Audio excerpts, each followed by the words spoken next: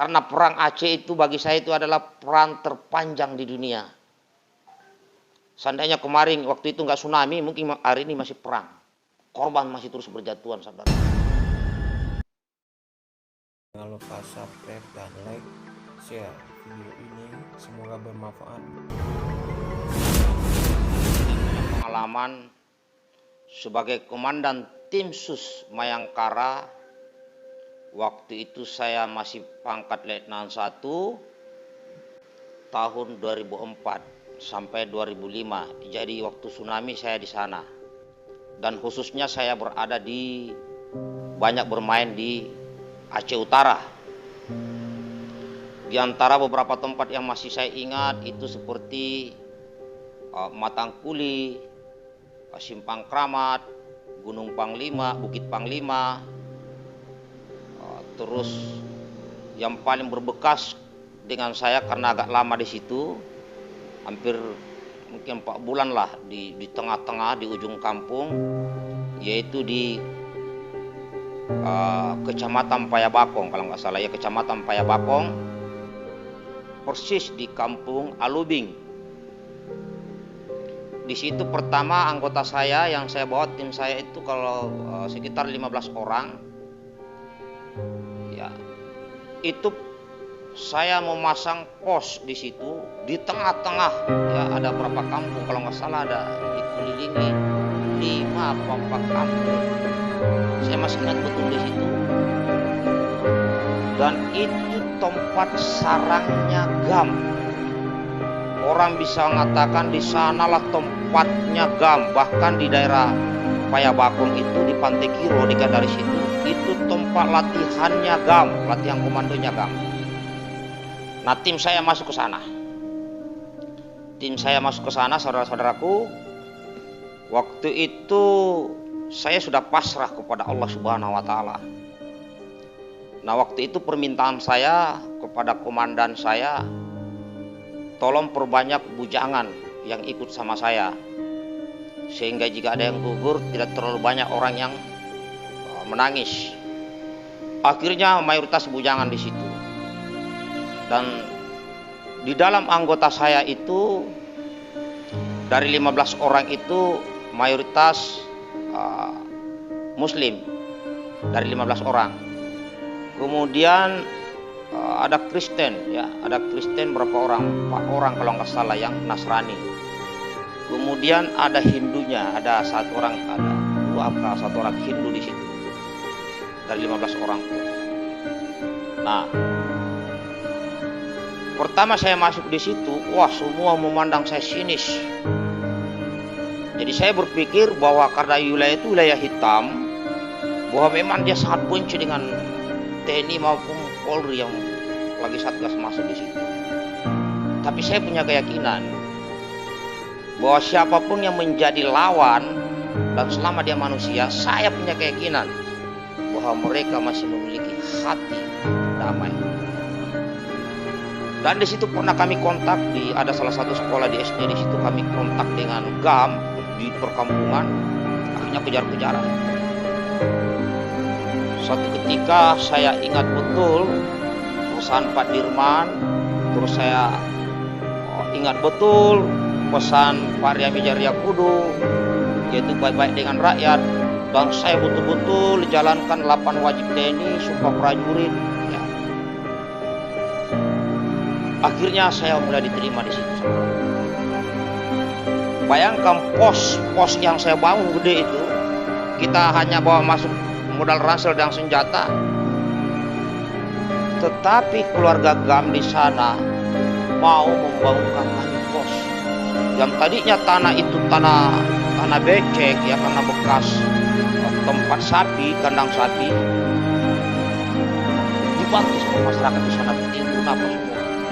Saya terharu. Akhirnya saya pelajari keinginan GAM ini.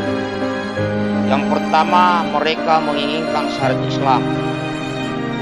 Kok sedang kena sama saya. Akhirnya saya buat spanduk. Panjangnya kurang lebih 4 meter, lebarnya ke bawah itu 1 meter. Ada 3 poin di situ saya buat tulisan. Tulisan pertama adalah tegakkan syariat Islam di Nanggroe Aceh Darussalam, itu yang pertama. Yang kedua, seluruh wanita wajib pakai jilbab. Dan yang ketiga, seluruh pengendara motor wajib pakai helm. Wah, karena saya ingin tahu apa yang terjadi dari tulisan itu. GAM senang. Saya semakin diterima. Suatu waktu saya uji coba. Waktu itu saya uji coba apakah saya ini dicintai oleh GAM dan keluarganya atau masih dimusuhi. Saya perintahkan anggota saya patroli cuma 2 orang. Padahal ini berbahaya, darah hitam, 2 orang. 1 Bintara, waktu itu Sersan Sugiono. Kemudian ada 1 Pratu Sugiono sama Sersan Taufik. Ini pasukan saya ini. Masih muda-muda. Ya, 1 keluarga 1 bujangan. Saya perintahkan ke Kampung Prupuk. Nah, Kampung Prupuk ini hitam, darah hitam. Saya uji coba dulu. Tapi saya sudah umumkan di situ. Jika ada anggota saya, jangankan kena peluru, tersambar saja, berarti kita semua bermasalah ini. Semua kampung, lebih baik kita mati semua dah. Tapi saya lillahi ta'ala, itu hanya ancaman, bukan dari hati. Saya berangkatkan 2 orang, Kampung Prupuk, suruh beli rokok. Setelah itu saya berdoa kepada Allah untuk keselamatan baik anggota saya maupun nanti GAM yang berencana menembak dia.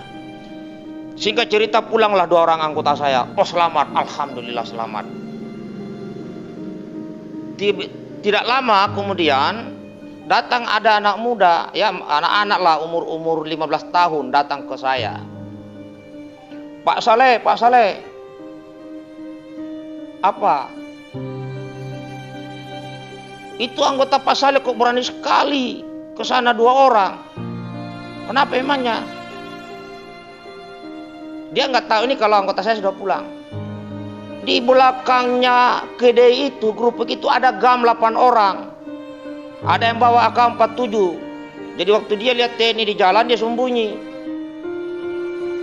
Terus kenapa anggota saya nggak ditembak?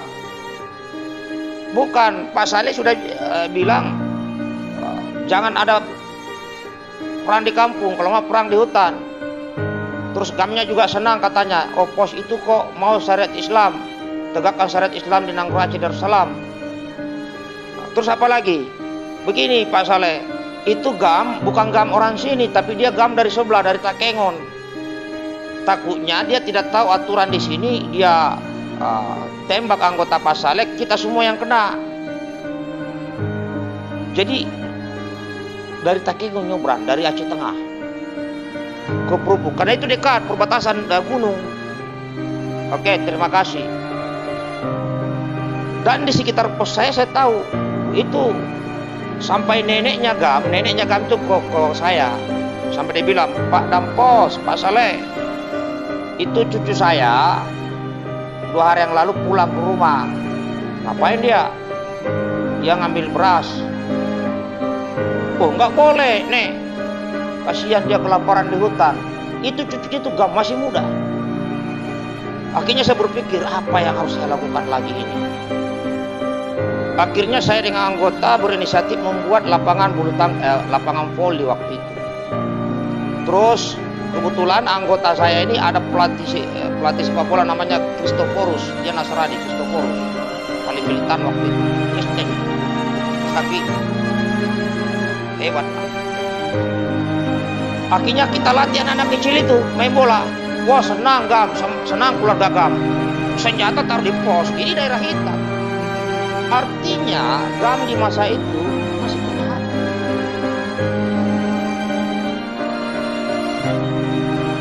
Itu pos di tengah itu, waktu itu kami sisa 7 orang kalau nggak salah, karena hampir separuh kena malaria artinya ditarik.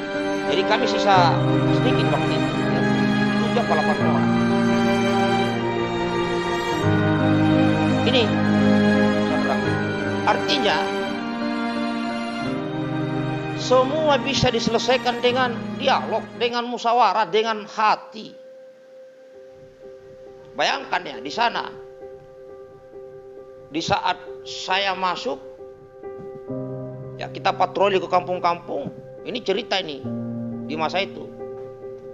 Berkibar bendera merah putih.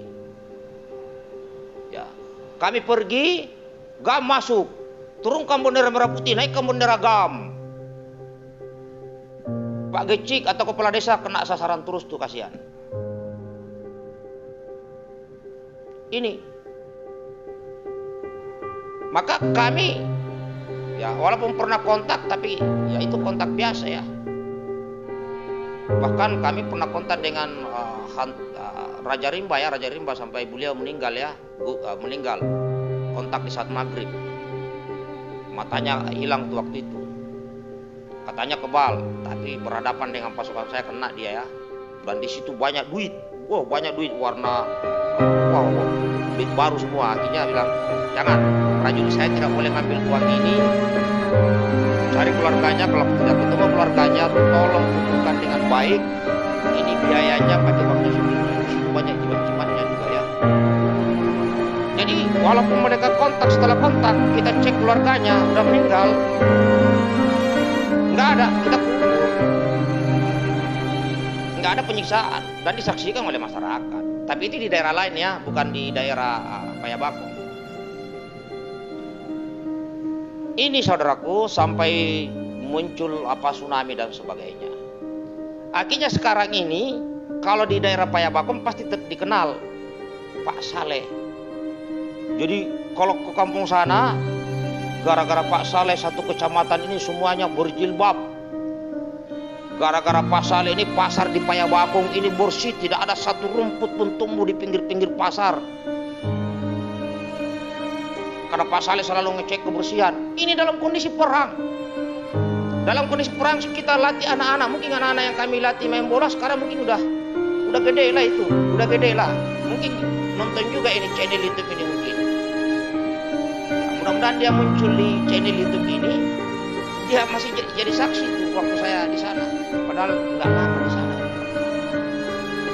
Dan saya juga pernah. Saya memang sengaja saya ajak adiknya GAM.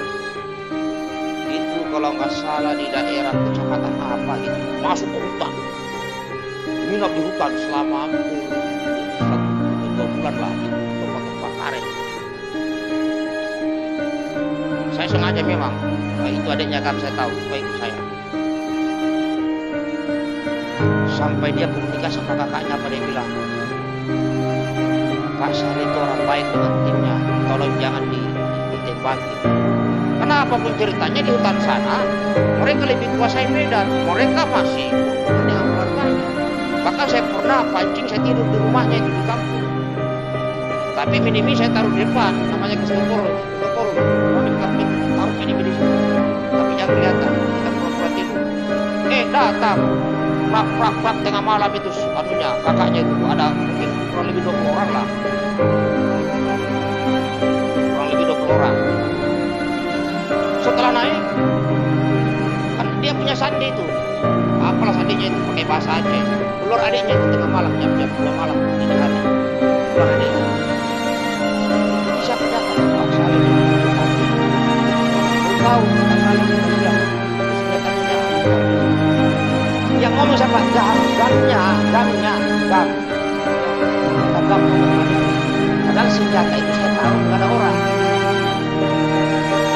Risikonya kalau itu diambil GAM, pasti saya kena saya. Secara tidak.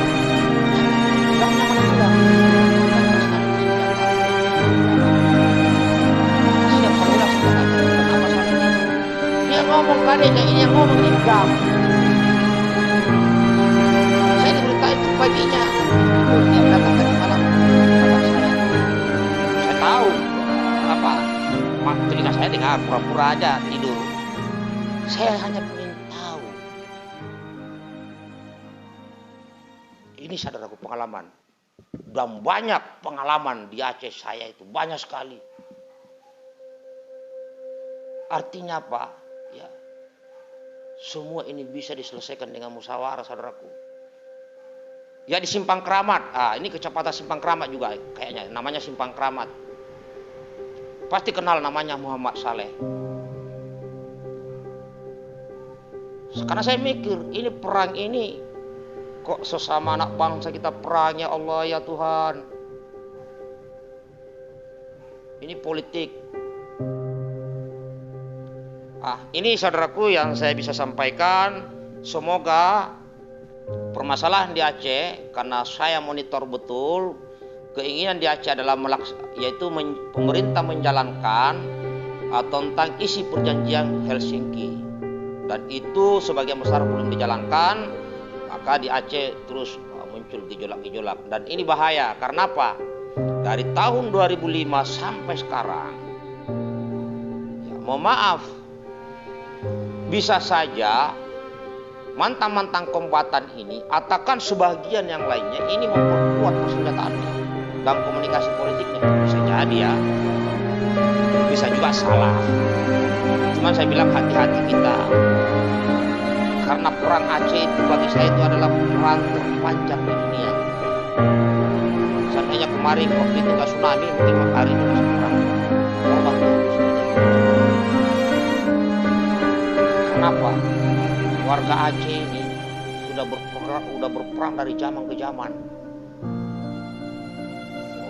Dari zaman tahun 1800-an lawan Belanda, lawan VOC, lawan lagi. Jadi mudah-mudahan damai selalu Aceh, dan sumber daya alam Aceh, kekayaan alam Aceh betul-betul bisa dirasakan oleh seluruh warga Aceh, dikelola dengan baik. Caranya adalah libatkan seluruh warga Aceh sebagai investor di dalam mengelola sumber daya alamnya. Saya yakin insya Allah semua bisa makmur. Mari kita berdoa, semua berharap semoga Aceh tetap damai dan tidak ada gejolak, sehingga tidak perlu lagi ada korban sia-sia sesama anak bangsa Indonesia. Cerita-cerita saya di Aceh nanti kita lanjutkan lagi. Mungkin ini sudah terlalu panjang. Tetap semangat. Salam buat warga Aceh. Jaga persatuan Indonesia. NKRI harga mati. Salam hormat buat semuanya.